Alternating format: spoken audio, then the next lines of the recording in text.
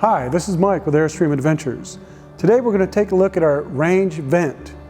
The range vent is operated off our stovetop. When you turn on the vent fan on the range hood, it actually opens up this flapper. This flapper is a forced air flapper.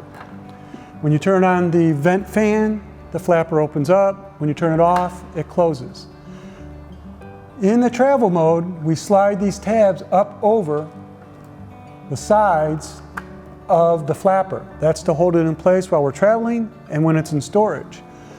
But when we're parked and we're inside and we're using the range hood, we want to slide those little tabs off to the left and to the right so that the flapper will operate and function correctly when we turn on the fan unit. Thank you for watching our video.